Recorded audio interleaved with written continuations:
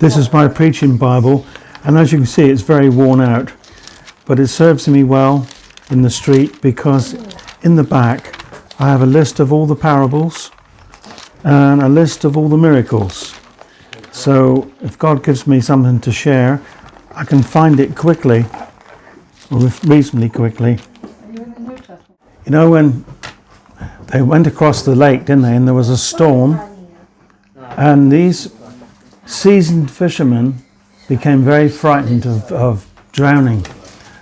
Well, what was Jesus doing? He was in the back of the boat, fast asleep.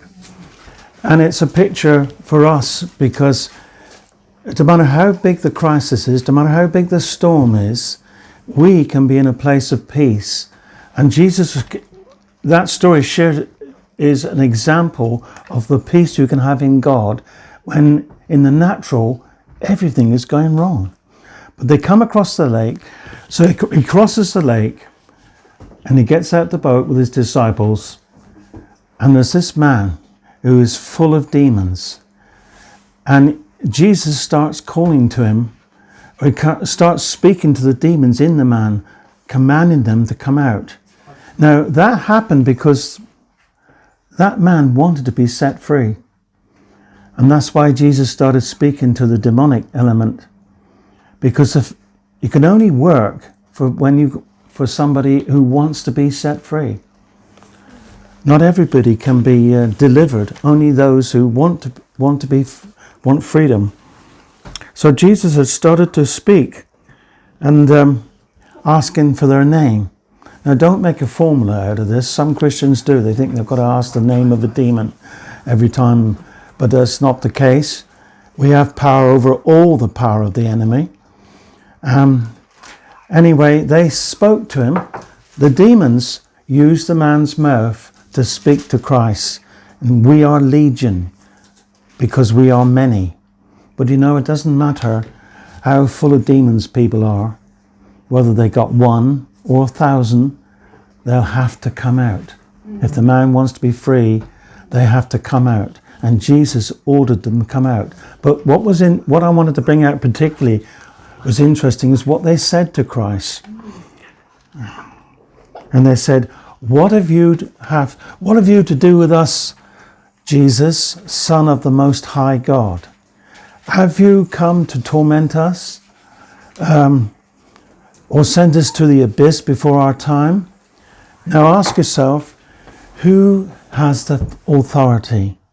The devil likes to make out he's all powerful, and he doesn't normally let on that he is not all powerful. But here is a clear case where the demons acknowledge the power and the authority of Christ.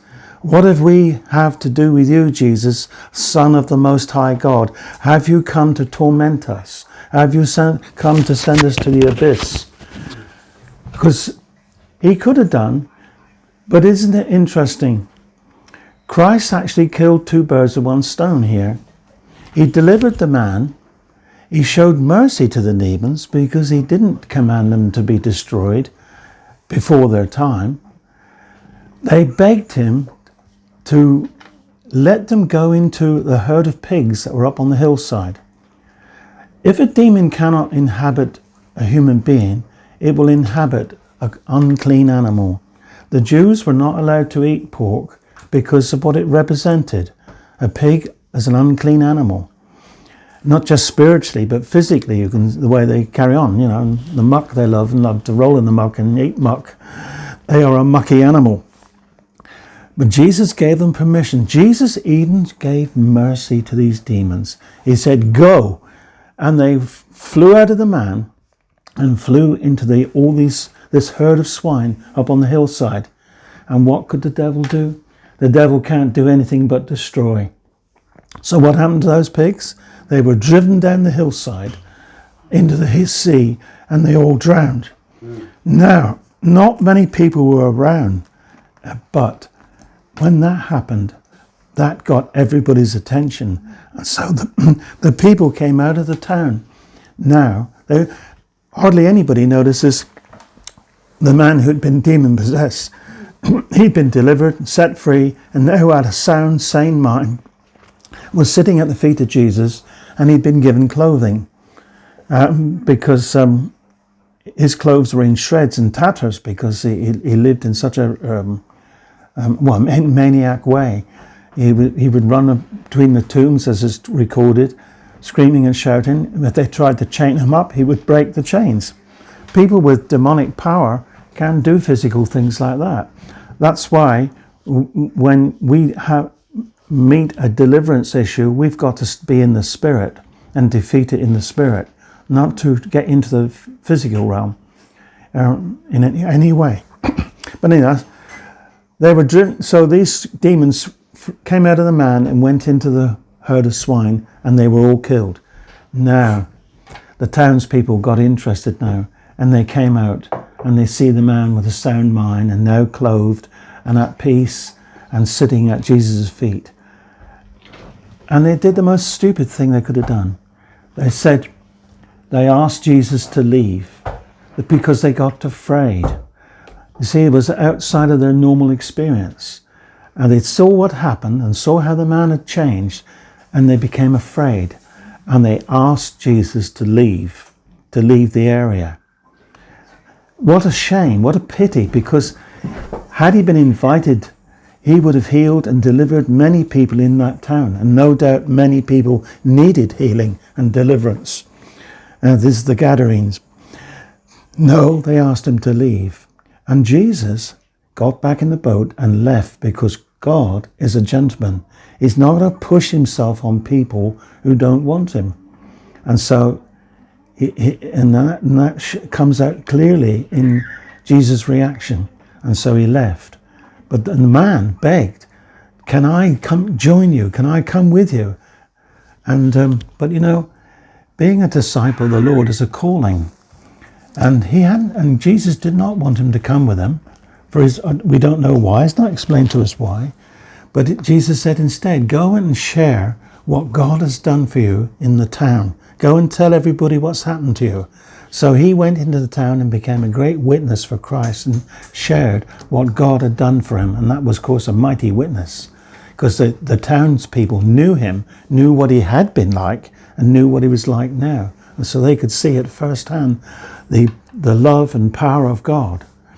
But the sad thing was, they asked Jesus to leave because they became afraid of this, what had been outside their experience and what had happened to the herd of swine.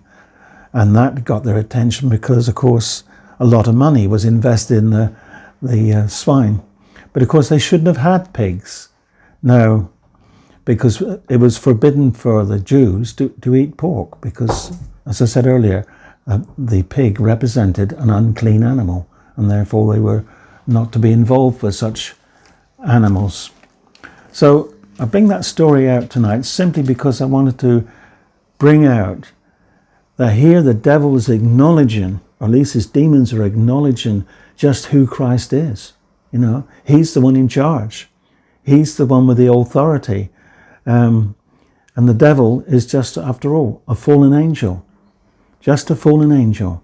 And we can all resist the devil. It says, submit to God, resist the devil, and he'll run away from you. He'll run away from you personally.